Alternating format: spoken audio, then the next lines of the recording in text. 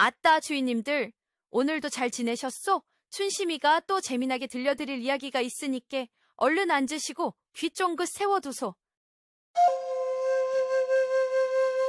자, 주인님들, 오늘 춘심이가 풀어놓을 이야기 보따리는 바로 어느 외딴 산골짜기, 그림같이 아름답지만 스산한 기운이 감도는 잠 못 드는 골짜기라는 마을에서 벌어진 일이지요. 멀쩡하던 마을 사람들이 하나둘 까닭 없이 깊은 잠에 빠져들었는데 글쎄 깨어나지를 못했다지 뭡니까. 아이고, 이게 웬 날벼락 같은 일이람. 과연 이 잠의 저주에 걸린 마을의 비밀은 무엇이고 누가 이 기이한 사건의 실마리를 풀어낼 수 있을지 지금부터 춘심이 이야기에 귀를 쫑긋 세우고 따라오시구려. 이야기의 시작은 한양에서 잘나가던 젊은 선비 하나가 하루아침에 외딴 산골 마을 현감으로 좌천되어 오면서부터랍니다. 이름은 허윤. 나이는 30줄에 갓 들어섰지만 머리는 비상하고 눈썰미는 매서워서 장래가 촉망받던 인재였지요. 허나 워낙 성정이 곧고 아첨을 모르는 대쪽 같은 성격이라 그만 윗분들 눈밖에 나서 이런 총우석으로 밀려나게 된 것이랍니다. 쯧쯧 아무리 똑똑하면 뭐 하겠소. 세상 물정도 좀 알아야지. 허윤 현감이 부임한 마을은 이름부터가 기이했지요. 잠 못 드는 골짜기. 아이고, 이름 한번 잘 지었소. 듣기만 해도 잠이 확 달아날 것 같지 않소이까? 사방이 험준한 산으로 둘러싸여 있고 안개가 자욱하게 끼는 날이 많아 낮에도 어둑어둑한 것이 어딘지 모르게 음산하고 비밀스러운 분위기를 풍기는 그런 곳이었답니다. 부임 첫날, 허윤 현감이 마을 어귀에 들어서자마자 느낀 것은 싸늘한 적막감이었습니다. 마을은 겉보기에는 여느 시골 마을처럼 평화로워 보였지만 사람들의 얼굴에는 웃음기가 없고 눈빛에는 경계심이 가득했지요. 새로 부임한 현감을 환영하기는커녕 슬금슬금 피하거나 못 본 척 고개를 돌리기 바빴습니다. 마치 마을 전체가 거대한 비밀을 공유하고 있고 외부에서 온 허윤 현감이 그 비밀을 파헤칠까 두려워하는 듯한 그런 이상한 분위기였지요. 허윤 현감은 그 순간 직감했습니다. 이 마을, 무언가 있다. 그의 그 예리한 관찰력이 벌써부터 꿈틀거리기 시작한 것이지요. 허윤 현감이 부임한 지 사흘째 되던 날 아침이었지요. 조용하던 관아마당이 갑자기 소란스러워졌습니다. 웬 사내 하나가 거의 울상이 되어 달려와 현감 나리를 찾으며 소리쳤지요. 사또! 사또! 큰일 났습니다. 제 아내가 아무리 깨워도 일어나지를 못합니다. 그 사내는 마을에서 나무꾼으로 살아가는 돌쇠라는 자였습니다. 허윤 현감이 급히 돌쇠네 집으로 가보니 안악은 정말 깊은 잠에 빠져 있었습니다. 숨은 가늘게 쉬고 있었지만 아무리 흔들고 꼬집어도 미동조차 하지 않았지요. 얼굴은 창백했고 마치 살아있는 시체처럼 보였습니다. 마을 의원을 불러 진맥을 해보았지만 의원 영감도 고개만 갸웃거릴 뿐이었습니다. 이상합니다. 맥은 정상인데 어찌 이리 깊은 잠에 빠졌는지 제 의술로는 도무지 원인을 알 수가 없습니다. 허윤 현감은 단순한 병이 아님을 직감했습니다. 안악의 몸에는 어떤 외상도 없었고 전날 밤까지도 멀쩡하게 이야기하고 잠자리에 들었다고 했으니까요. 그는 즉시 사건 조사를 시작하려 했습니다. 이것은 단순한 병이 아닌 듯하니 내가 직접 조사를 해봐야겠다. 돌쇠, 네 아내가 마지막으로 무엇을 먹고 누구를 만났는지 소상히 고하거라. 그런데 그때 마을의 훈장이자 가장 큰 어른으로 존경받는 최영감이 나타나 허윤 현감을 가로막았습니다. 최영감은 희끗희끗한 수염을 쓰다듬으며 점잖은 목소리로 말했지요. 현감 날이 너무 소란 피우실 것 없습니다.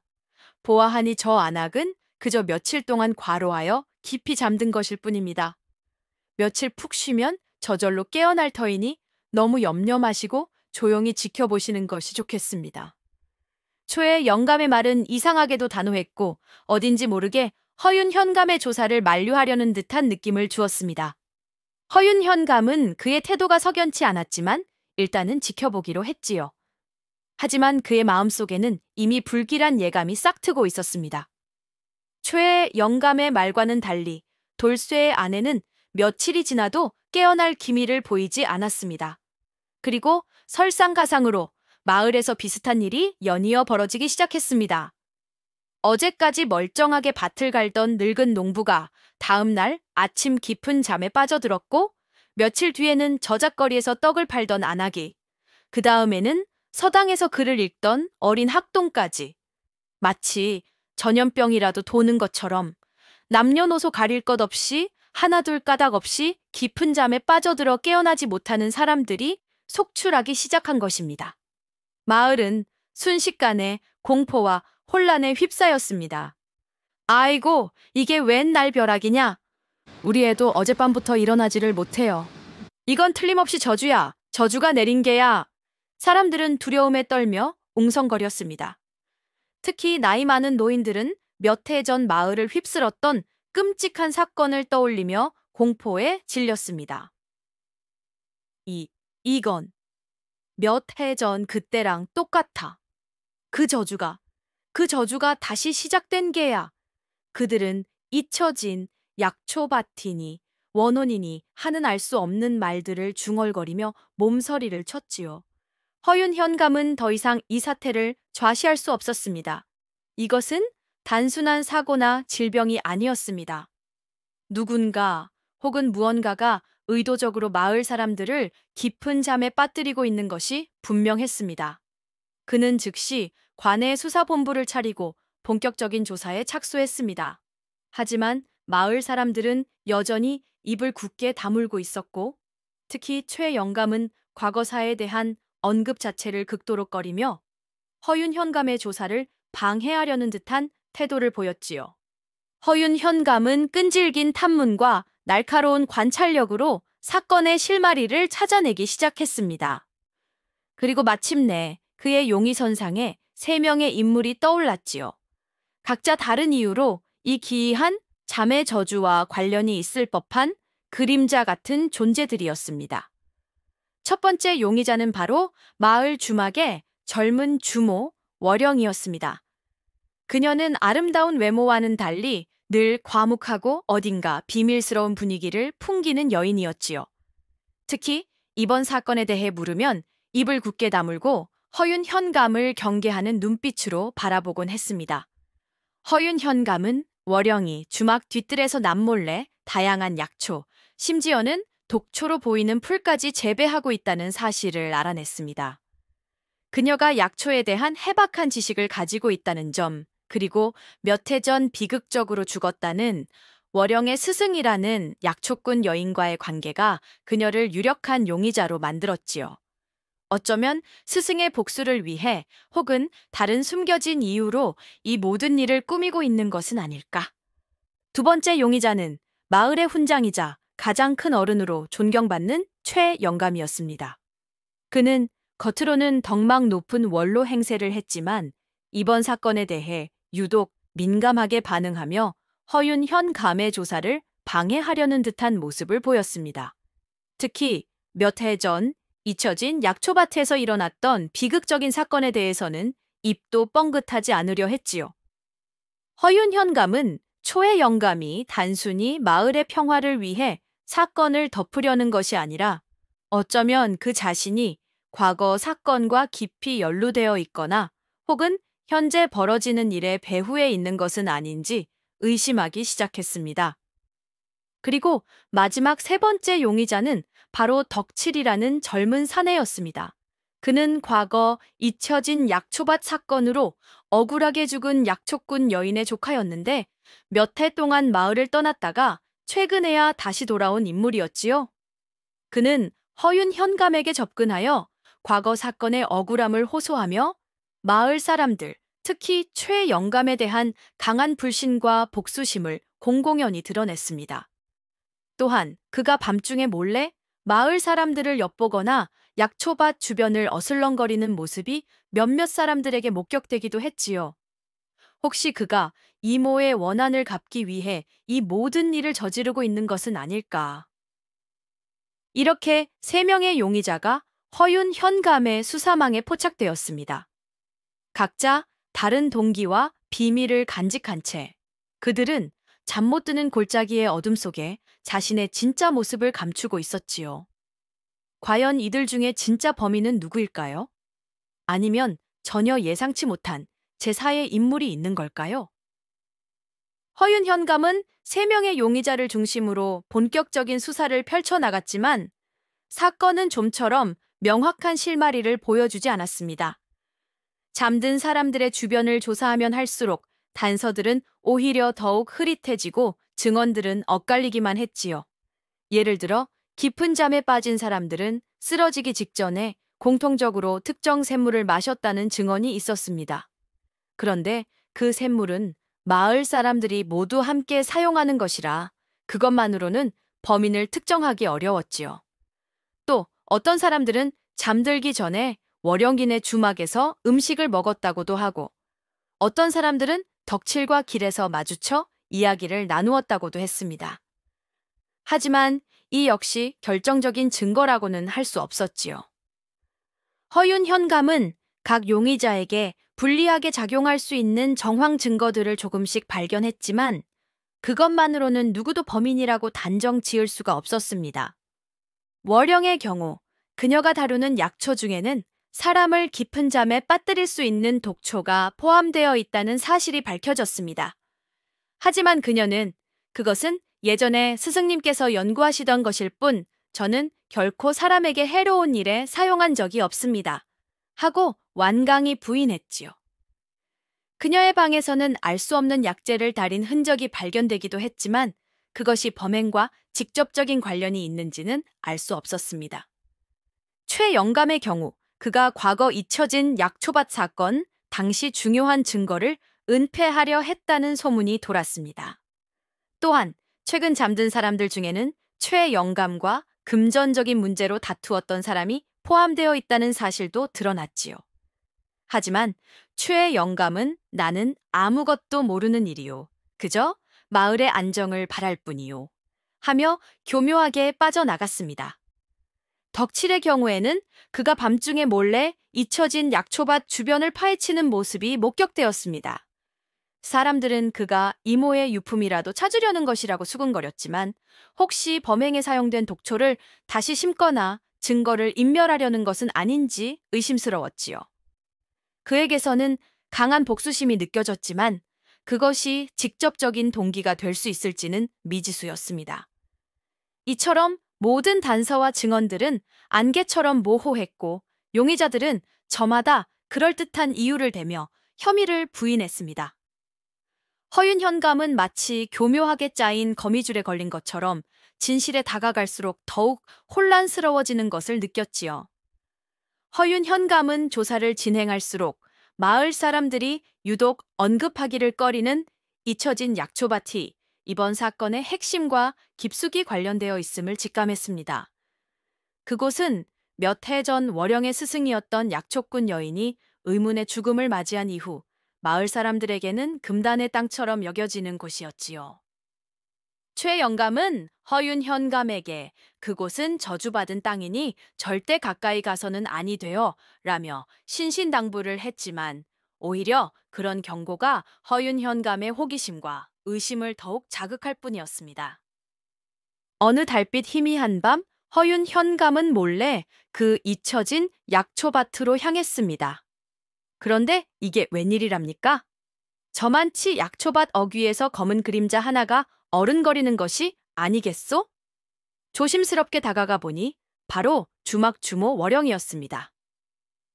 그녀는 마치 무언가를 찾는 사람처럼 약초밭 주변을 서성이고 있었고 손에는 작은 호미 같은 것이 들려 있었습니다.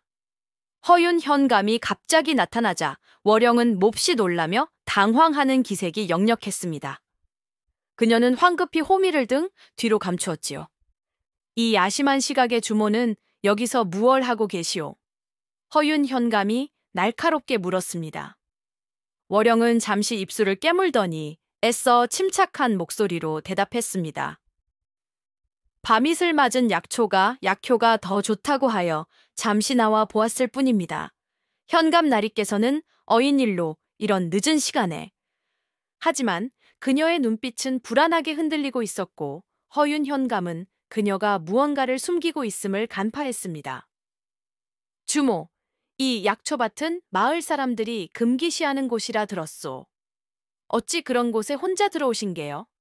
혹시 이곳에서 무언가 위험한 것이라도 발견했소? 월영은 고개를 저으며 아무것도 아닙니다. 그저 오래전 스승님의 흔적이라도 찾을 수 있을까 하여 와보았을 뿐입니다. 이곳은 정말 위험한 곳이니 현감 나리께서도 어서 돌아가시는 것이 좋을 것입니다. 하고 서둘러 자리를 피하려 했습니다. 그녀의 수상한 행동은 허윤 현감의 의심을 더욱 깊게 만들었지요. 월영은 대체 무엇을 숨기고 있는 걸까요? 그리고 이 약초밭에는 또 어떤 비밀이 묻혀 있는 걸까요? 한편 또 다른 유력한 용의자인 덕칠의 행보도 예사롭지 않았습니다. 그는 과거 월영의 스승이었던 이모의 억울한 죽음에 대한 진실을 밝히고 복수하겠다는 일념으로 가득 차 있었지요. 그는 허윤 현감에게 은밀히 접근하여 자신이 알고 있는 과거 사건의 정황들을 조금씩 흘리면서도 정작 중요한 부분에 대해서는 입을 다물었습니다. 마치 허윤 현감을 이용해 자신의 복수를 완성하려는 듯한 느낌마저 주었지요. 덕칠은 특히 마을 원로인 초의 영감에 대한 강한 적개심을 드러냈습니다. 초의 영감, 그 늙은 너구리, 우리 이모가 죽던 날 그 영감탱이가 가장 먼저 약초밭에 나타났다는 것을 아시오? 그리고는 모든 것을 사고로 덮어버리려 했지. 필시 그놈이 무언가를 알고 있거나 아니면 직접 관련되어 있을 것이오. 덕칠의 눈빛은 복수심으로 이글거렸습니다. 그는 밤마다 최 영감 댁 주변을 어슬렁거리며 무언가를 감시하는 듯한 모습도 보였지요. 최 영감 역시 허윤 현감의 조사가 진행될수록 점점 더 초조하고 불안한 기색을 감추지 못했습니다. 그는 겉으로는 마을의 평화를 걱정하는 척했지만 뒤로는 허윤 현감의 수사를 방해하려는 듯한 움직임을 보였습니다. 과거 사건과 관련된 기록들을 몰래 없애려 하거나 당시 사건을 기억하는 마을 사람들을 찾아가 입단속을 시키기도 했지요. 그의 그런 행동은 오히려 허윤 현감으로 하여금 최 영감이 무언가 결정적인 것을 숨기고 있구나 하는 확신을 갖게 만들었습니다. 세 용의자, 월영, 덕칠, 최 영감, 각자의 비밀과 동기가 안개처럼 뒤섞여 사건은 더욱 미궁 속으로 빠져드는 듯 했습니다. 허윤 현감은 이 복잡하게 얽힌 실타래를 어떻게 풀어야 할지 깊은 고민에 빠졌지요. 그러던 중 허윤 현감은 마침내 사건 해결의 결정적인 단서가 될지도 모르는 물건 하나를 발견하게 됩니다. 바로 깊은 잠에 빠진 피해자 중 한 명의 집안. 아궁이 속에서 타다 남은 재와 함께 발견된 아주 특이한 모양의 말린 꽃잎 조각이었지요. 허윤 현감은 그 꽃잎 조각을 유심히 살펴보았습니다. 일반적인 꽃잎과는 달리 색깔이 검붉고 아주 미세한 가루 같은 것이 묻어 있었습니다. 그는 직감적으로 이것이 평범한 꽃이 아님을 느꼈지요. 그는 그 꽃잎 조각을 들고 조심스럽게 월영을 찾아갔습니다. 월영은 약초에 대한 지식이 해박했으니까요. 월영은 꽃잎 조각을 보자마자 얼굴이 하얗게 질리며 손까지 부들부들 떨기 시작했습니다. 이것은 월영은 한참 동안 말을 잇지 못하다가 마침내 떨리는 목소리로 그 꽃의 이름을 밝혔습니다. 이것은 달맞이 잠꽃이라 불리는 아주 무서운 독초의 꽃잎입니다. 월영의 설명에 따르면 달맞이 잠꽃은 달빛을 받아야만 피어나는 희귀한 꽃으로 그 향기를 맡거나 가루를 조금만 섭취해도 아주 깊고 오랜 잠에 빠져들게 만드는 강력한 독성을 지니고 있다고 했습니다. 그리고 그 독초는 바로 몇 해 전 월영의 스승이 의문의 죽음을 맞이했던 잊혀진 약초밭에서만 자생하는 것이라고 했지요. 아이고, 세상에 드디어 범행 도구가 밝혀진 것입니다. 이 달맞이 잠꽃을 이용해 마을 사람들을 잠재웠던 것이 틀림없었습니다. 그렇다면 범인은 이 독초를 다룰 줄 알고 잊혀진 약초밭에 드나들 수 있는 사람이어야 했습니다. 모든 정황이 다시 한번 월영과 덕칠 혹은 약초밭과 관련된 비밀을 알고 있는 최의 영감을 범인으로 지목하는 듯했지요. 허윤현감은 이제 이 독초를 누가 왜 사용했는지만 밝혀내면 사건을 해결할 수 있을 것이라고 생각했습니다. 결정적인 증거인 달맞이 잠꽃을 확보한 허윤현감은 즉시 3명의 용의자를 다시 불러들여 본격적인 신문을 시작했습니다. 그는 각 용의자에게 날카로운 질문을 던지며 그들의 알리바이와 진술의 허점을 파고들었지요. 먼저 월영. 그녀는 달맞이 잠꽃을 보자마자 극도로 불안해했지만 자신은 결코 그 독초를 사용하지 않았다고 완강히 부인했습니다. 저는 스승님께서 남기신 기록을 통해 그 꽃의 위험성을 알고 있을 뿐입니다. 결코 사람을 해치는 데 사용한 적이 없습니다. 하지만 피해자들이 쓰러지던 시각, 그녀의 행적은 어딘가 모호했고 주막 뒤뜰에서 수상한 약재를 태운 흔적이 발견되기도 했습니다. 다음은 덕칠. 그는 여전히 최 영감에 대한 복수심을 불태우며 자신이 범인이 아니라고 주장했습니다. 나는 우리 이모님의 원수를 갚고 싶을 뿐 애꿎은 마을 사람들을 해칠 이유가 없소. 하지만 그의 방에서는 달맞이 잠꽃을 말린 듯한 약초 조각과 함께 잠든 사람들의 이름이 적힌 종이가 발견되었습니다. 덕칠은 그것이 이모님의 유품을 정리하다 나온 것이며 이름은 그저 원한이 있는 사람들을 적어본 것뿐이라고 변명했지만 그의 주장은 설득력이 없어 보였지요. 마지막으로 최영감. 그는 여전히 나는 아무것도 모른다며 뻣뻣하게 버텼습니다. 나는 그저 마을의 안녕을 바랄 뿐 이런 흉흉한 일과는 아무런 관련이 없소이다. 하지만 허윤현감이 과거 잊혀진 약초밭 사건 당시 그의 의심스러운 행적과 최근 잠든 피해자들과의 금전 관계를 추궁하자 그의 얼굴은 눈에 띄게 굳어지며 말을 더듬기 시작했습니다. 그의 알리바이 역시 완벽하지 않았지요. 세 용의자 모두 각자의 비밀을 숨긴 채 거짓말을 하고 있는 것이 분명했습니다. 하지만 누구의 거짓말이 진짜 범행을 감추기 위한 것이고 누구의 거짓말이 또 다른 진실을 숨기기 위한 것인지 허윤현감은 마치 안개 속을 걷는 것처럼 답답함을 느꼈습니다. 범인은 이 셋 중 하나일까요? 아니면 이들 모두가 각자의 방식으로 사건에 연루되어 있는 걸까요? 허윤현감이 세 용의자를 압박하며 수사망을 좁혀가던 바로 그때 또다시 예상치 못한 일이 벌어졌습니다. 허윤현감이 달맞이 잠꽃의 유일한 자생지인 잊혀진 약초밭을 본격적으로 조사하여 추가 증거를 확보하려던 바로 전날 밤, 약초밭 전체가 원인 모를 불길에 휩싸여 하룻밤 사이에 잿더미로 변해버린 것입니다. 이럴 수가. 허윤현감은 만견자실했습니다. 이것은 명백한 증거 인멸이었습니다. 범인이 허윤현감의 수사 움직임을 눈치채고 자신의 흔적을 지우기 위해 약초밭에 불을 지른 것이 틀림없었지요. 이제 달맞이 잠꽃과 관련된 직접적인 증거는 찾기 어렵게 되었습니다. 그런데 설상가상으로 바로 그날 밤 마을에서 또 다른 희생자가 발생했습니다. 이번에 깊은 잠에 빠진 사람은 바로 최영감 댁에서 잔심부름을 하던 젊은 하인이었지요. 그 하인은 평소 입이 가볍고 주위 사람들에게 최영감의 비밀을 떠벌리고 다닌다는 소문이 있던 자였습니다. 또한 최근 덕칠과 술자리에서 크게 다툰 적이 있었고 월영의 주막에도 자주 드나들며 그녀에게 치근덕거렸다는 이야기도 있었지요. 이 새로운 희생자의 등장은 사건을 더욱 복잡하게 만들었습니다. 범인은 왜 이 하인을 잠재웠을까요? 그가 무언가 결정적인 것을 알고 있었기 때문일까요?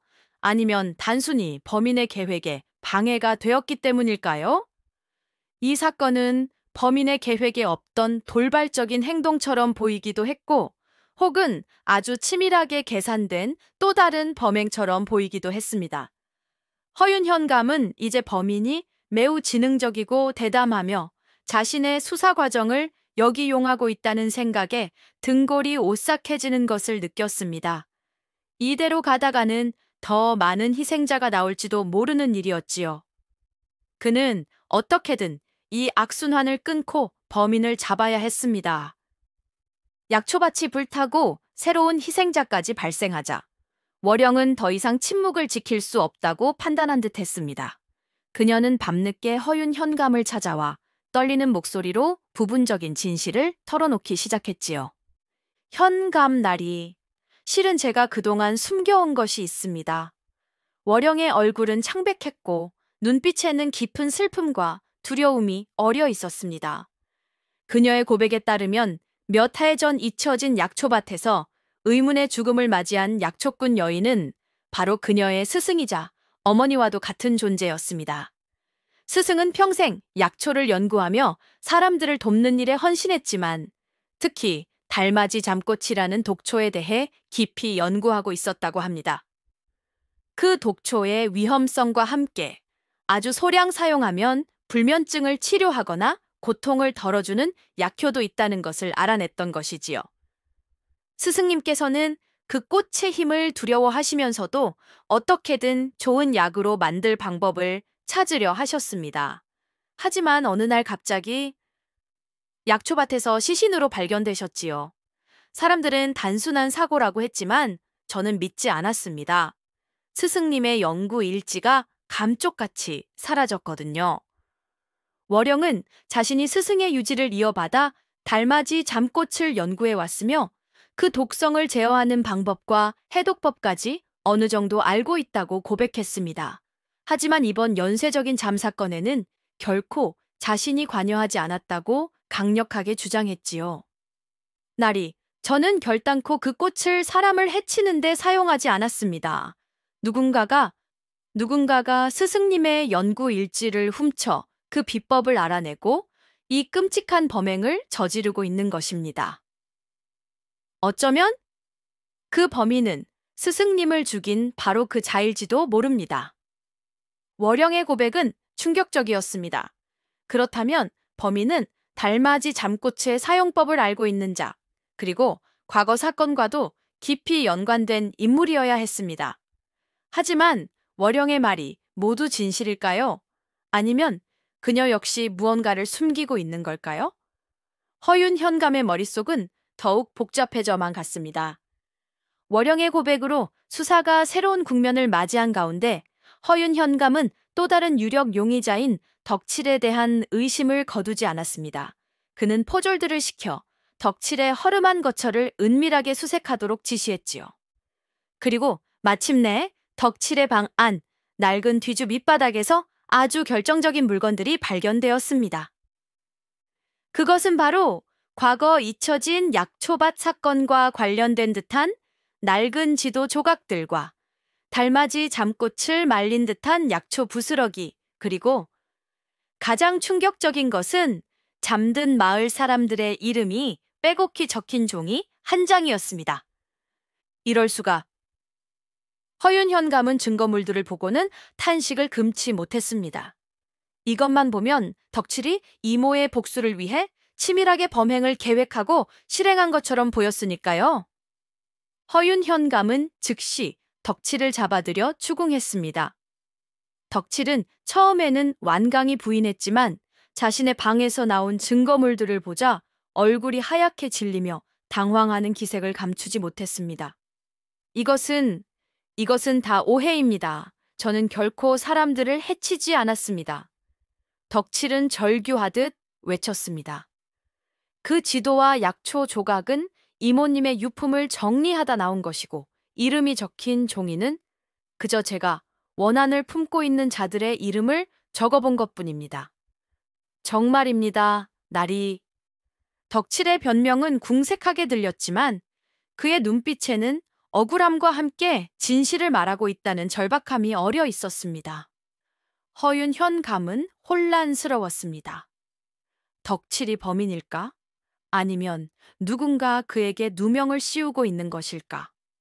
만약 덕칠이 범인이 아니라면 왜 그의 방에서 이런 물건들이 나온 것일까?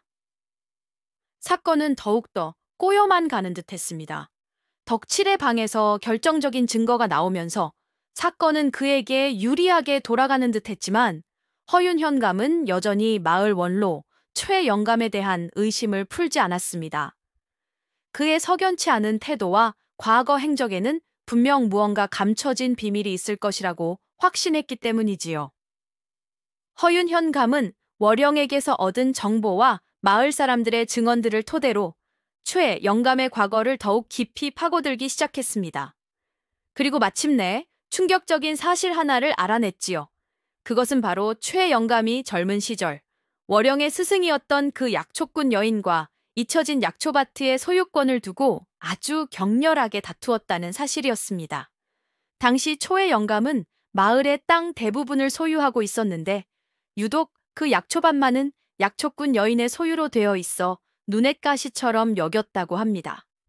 그는 여러 차례 약초밭을 자신에게 팔라고 회유하고 협박했지만 약초꾼 여인은 이곳은 대대로 내려오는 우리 집안의 땅이며 백성들을 위한 약초를 키우는 소중한 곳이다 라며 단호히 거절했다고 하네요. 그러다가 약초꾼 여인이 의문의 죽음을 맞이했고 결국 그 약초밭은 이러저러한 과정을 거쳐 최 영감의 손에 넘어가게 되었다는 것입니다.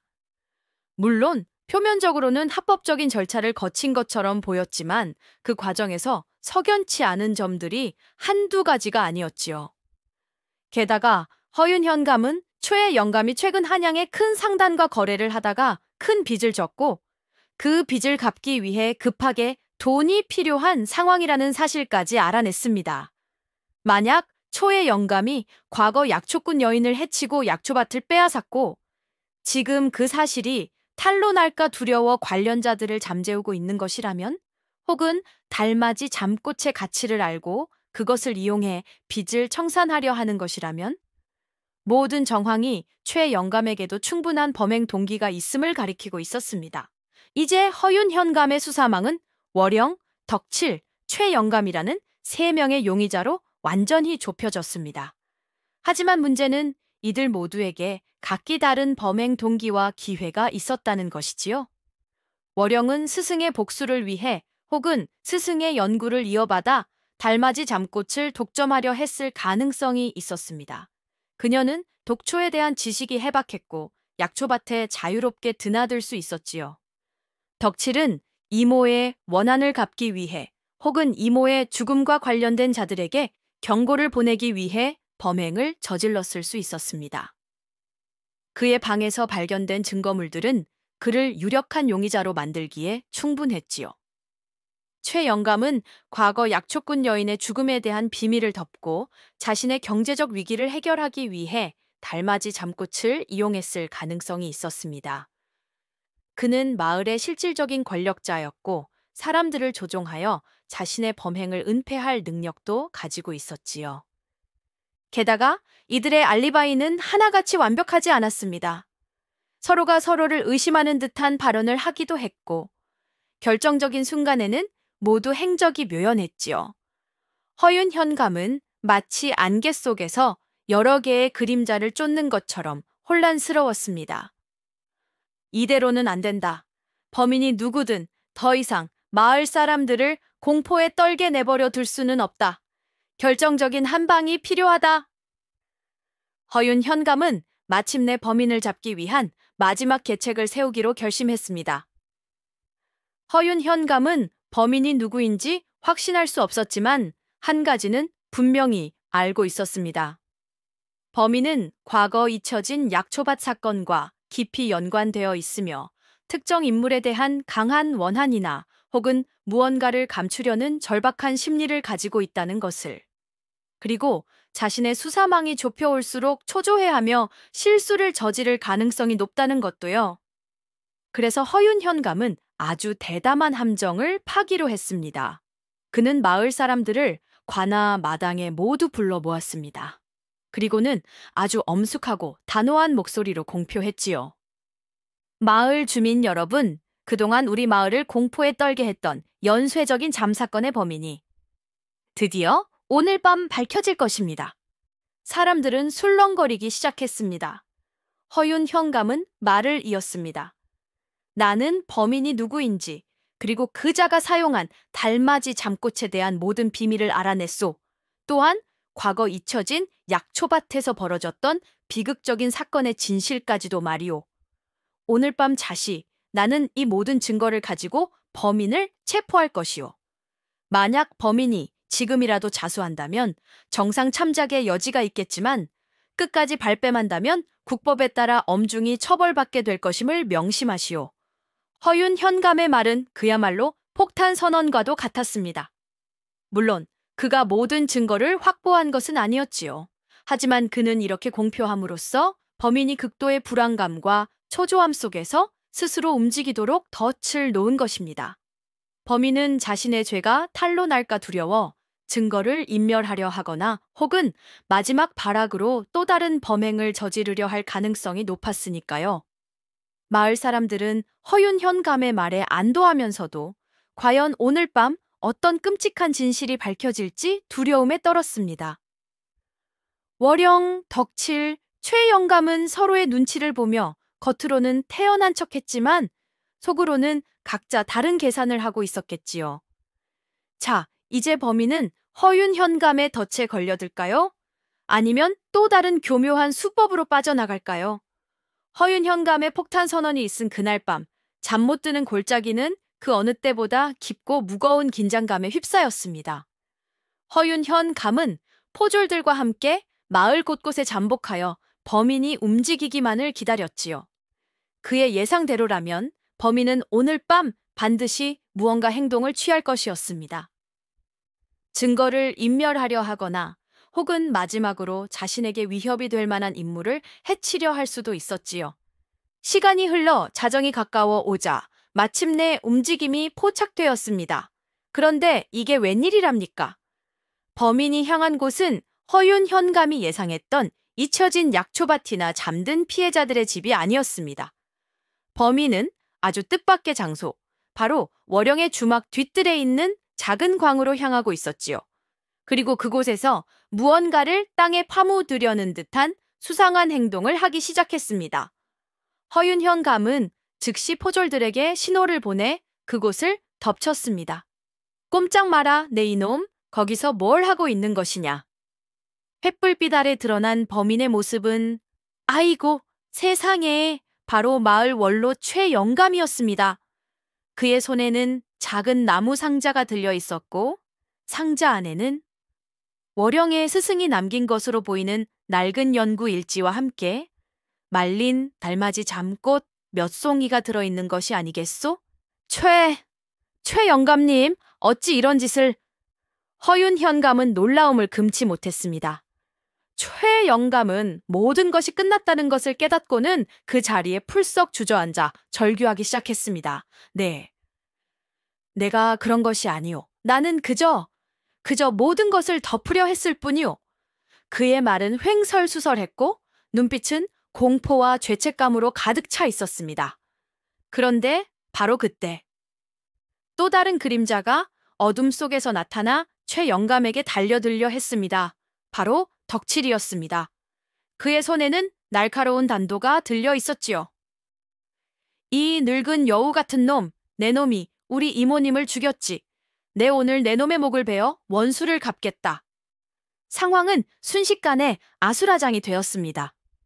최영감이 범인인 줄 알았는데 덕칠이 그를 공격하려 하다니 대체 이게 어떻게 된 일이란 말입니까? 덕칠이 초의 영감에게 달려들어 칼을 휘두르려는 순간 허윤 현감과 포졸들이 재빨리 그를 제압했습니다. 덕칠아, 멈추어라. 네가 이러면 너 또한 살인자가 되는 것이다. 덕칠은 분노에 차 울부짖었습니다. 저놈이 우리 이모님을 죽였소. 저놈이 모든 것을 빼앗아갔단 말이오. 내 손으로 복수하게 해주시오. 하지만 허윤 현감은 덕칠을 진정시키고 최 영감에게서 빼앗은 나무 상자를 열어보았습니다. 그 안에는 월영의 스승이 남긴 연구 일지와 달맞이 잠꽃이 분명히 들어있었지요. 하지만 무언가 이상했습니다. 일지의 내용은 중간중간 찢겨나가 있었고 잠꽃의 양도 그리 많지 않았습니다.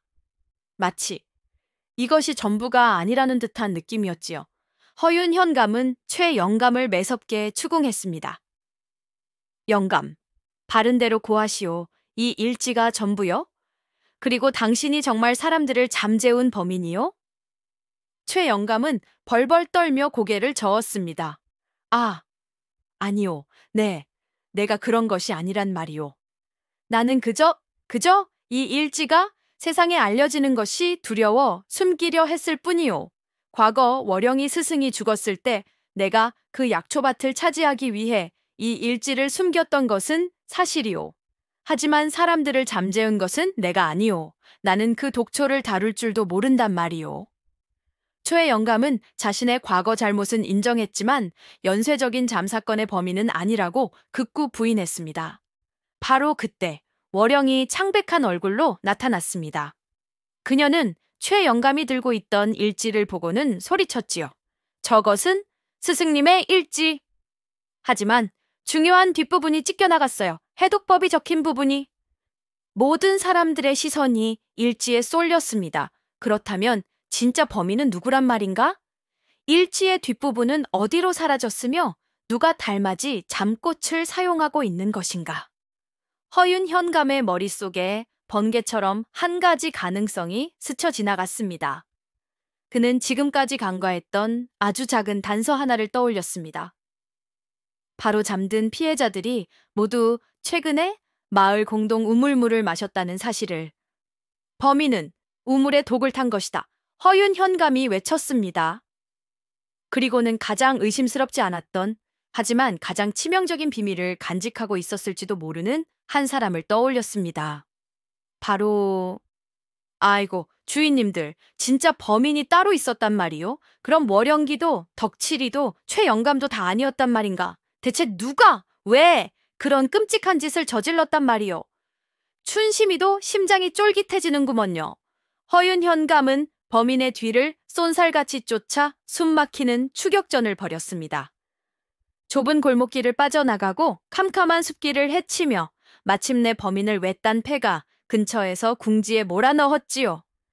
달빛만이 처참하게 부서진 폐가를 비추는 가운데 범인은 더 이상 도망갈 곳이 없음을 깨닫고 거친 숨을 몰아쉬며 돌아섰습니다. 허윤 현감은 횃불을 치켜들고 범인의 얼굴을 확인하려 했습니다. 그리고 마침내 범인이 쓰고 있던 삿갓이나 복면을 벗겨내자 아이고, 세상에 그곳에 서 있는 사람은 월영도, 덕칠도, 최영감도 아니었습니다. 바로 마을에서 가장 어수룩하고 존재감 없던, 늘 사람 좋은 웃음만 짓고 다니던 젊은 약초꾼 만수였던 것입니다. 만수는 평소 마을 사람들에게 온갖 잔심부름을 해주며 굳은 일도 마다하지 않던, 그래서 아무도 의심하지 않았던 그런 인물이었습니다. 그의 손에는 미처 다 쓰지 못한 달맞이 잠꽃, 가루가 든 작은 약초 주머니가 쥐어져 있었고, 그의 눈빛은 평소의 그 어수룩함은 온데간데 없이 광기와 절망 그리고 깊은 원한으로 이글거리고 있었습니다. 만수, 네가 어찌 이런 끔찍한 짓을... 허윤 현감은 믿을 수 없다는 듯 외쳤습니다. 그러자 만수는 마치 미친 사람처럼 섬뜩하게 웃기 시작했습니다. 하하하, 현감나리, 이제야 아셨소? 이 모든 것이 바로 내 짓이라는 것을. 그의 목소리는 평소와 달리 날카롭고 증오에 차 있었지요. 대체 왜, 어찌하여 이런 일을 벌인 것이냐. 만수는 눈물을 흘리며 절규하듯 자신의 왜곡된 동기를 털어놓기 시작했습니다. 그의 이야기는 참으로 기구하고도 슬펐습니다. 몇 해 전 잊혀진 약초밭에서 의문의 죽음을 당했던 월영의 스승은 사실 만수의 하나뿐인 누이였습니다. 누이는 뛰어난 약초꾼이었지만 초의 영감을 포함한 마을의 몇몇 권력자들의 탐욕 때문에 모든 것을 빼앗기고 억울하게 죽임을 당했던 것입니다. 당시 너무 어리고 힘이 없었던 만수는 아무것도 하지 못하고 그저 지켜볼 수밖에 없었지요. 그 후 만수는 복수를 위해 치밀하게 준비해왔던 것입니다.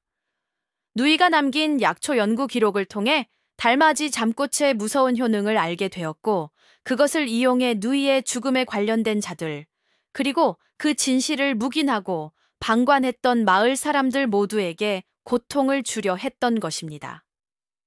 그들은 모두 내 누이를 죽인 공범들이요. 그들이 편히 잠 못 들도록 영원히 악몽 속에서 살아가도록 만들고 싶었소? 만수의 외침은 달빛 아래 처절하게 울려 퍼졌습니다. 그는 자신의 복수가 정의라고 믿고 있었지만 그 방법은 너무나 뒤틀리고 끔찍했던 것이지요. 아이고, 주인님들, 이런 엄청난 반전이 숨어 있었을 줄이야. 가장 선량해 보였던 만수가 바로 그 범인이었다니. 그의 슬픈 사연은 안타깝지만 그렇다고 그의 죄가 용서받을 수는 없는 노릇 아니겠소이까. 마침내 진짜 범인이 체포되고 모든 진실이 밝혀졌지만 아직 해결되지 않은 문제가 있었습니다.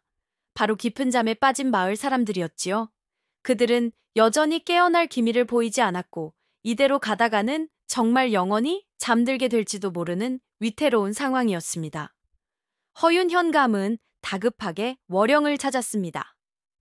월영가, 내 스승님의 연구 일지에 분명 해독법이 있었을 것이다. 어떻게든 그들을 깨울 방법을 찾아야 한다. 월영은 범인에게서 되찾은 일지의 뒷부분과 자신이 가지고 있던 앞부분을 맞춰보며 밤새 해독법을 연구했습니다.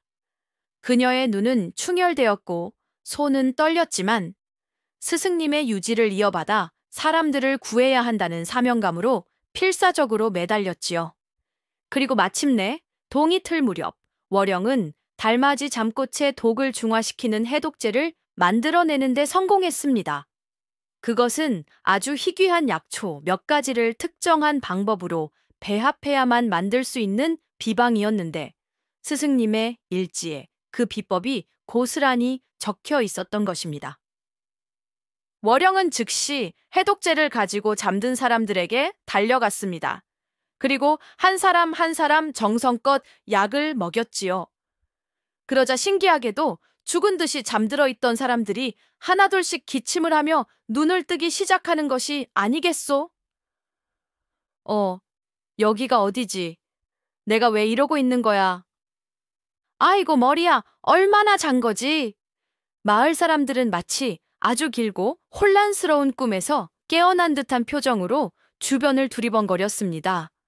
그리고 자신들이 겪었던 끔찍한 일들을 어렴풋이 기억해내고는 안도의 한숨과 함께 눈물을 흘렸지요. 월영은 지친 몸을 이끌고 모든 사람들을 깨울 때까지 헌신적으로 약을 나누어 주었습니다. 그녀의 용기와 지혜가 마침내 마을을 구한 것입니다.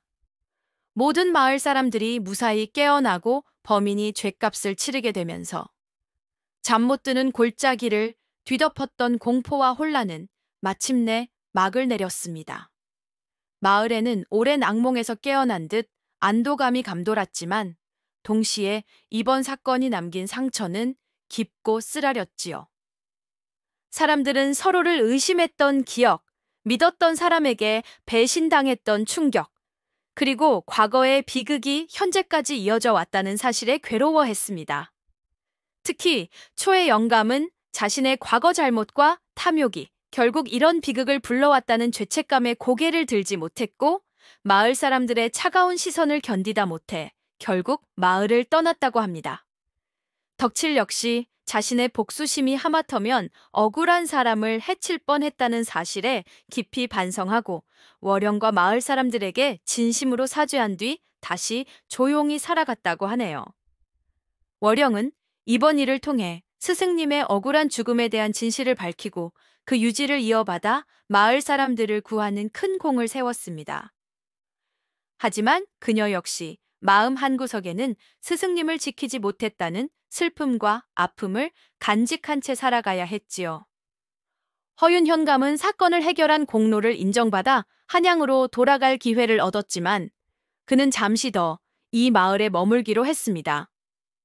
단순히 사건을 해결하는 것을 넘어 마을 사람들의 상처를 치유하고 진정한 화합을 이루는 것이 더 중요하다고 생각했기 때문이지요.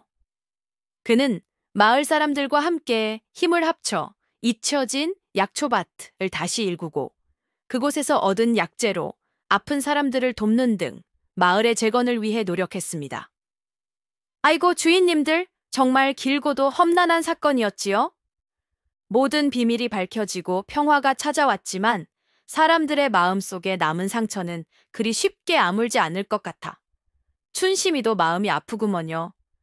얼마간의 시간이 흘러 잠 못 드는 골짜기는 점차 예전의 평온함을 되찾아갔습니다. 마을 사람들은 허윤 현감의 도움으로 과거의 아픔을 조금씩 치유하고 서로를 믿고 의지하며 다시 살아갈 힘을 얻었지요. 잊혀진 약초밭은 이제 더 이상 금단의 땅이 아니라 마을 사람들에게 희망을 주는 생명의 터전으로 다시 태어났습니다. 마침내 허윤 현감에게도 한양으로 돌아가라는 명이 내려왔습니다. 그는 마을 사람들의 진심, 어린 배웅을 받으며 정들었던 잠 못 드는 골짜기를 떠나게 되었지요. 비록 좌천되어 온 외딴 산골 마을이었지만 그는 이곳에서 그 어떤 높은 벼슬자리에서도 얻을 수 없는 값진 경험과 깨달음을 얻었습니다. 그는 인간의 마음속 깊은 곳에 숨겨진 어둠과 탐욕, 그리고 복수심이 얼마나 끔찍한 비극을 불러올 수 있는지 똑똑히 보았습니다. 하지만 동시에 절망 속에서도 피어나는 용기와 지혜, 그리고 서로를 용서하고 화합하려는 인간의 선한 의지 또한 발견할 수 있었지요. 허윤 현감은 생각했습니다. 진실을 밝히는 것만이 능사는 아니다. 때로는 덮어두는 것이 더 나을 수도 있고, 때로는 용서하는 것이 더 큰 용기일 수도 있다. 하지만 가장 중요한 것은 어떤 상황에서도 인간에 대한 믿음과 희망을 잃지 않는 것이다. 그는 잠 못 드는 골짜기에서의 경험을 평생 잊지 않고 훗날 백성을 위하는 어진 관리로서 그 뜻을 펼쳐나갔다고 합니다. 자, 주인님들, 오늘 춘심이가 들려드린 잠 못 드는 골짜기와 세계의 그림자 이야기는 여기까지랍니다. 참말로 기묘하고도 가슴 아픈 사연이었지만 그 속에서도 희망을 찾아가는 사람들의 모습이 참으로 인상 깊지 않았소이까? 역시 사람 사는 세상, 알다가도 모를 일 천지라니까요. 부디 주인님들께서는 오늘 밤 편안히 주무시고 내일은 더 밝고 좋은 일만 가득하시기를 바라겠소이다. 이 춘심이가 다음에도 더 재미난 이야기 들고 올 수 있도록 구독이랑 좋아요 좀 꾹 눌러주시면 참말로 감사하겠소이다. 춘심이는 이만 물러가겠습니다요. 다음에 또 뵙시다. 고맙소이다.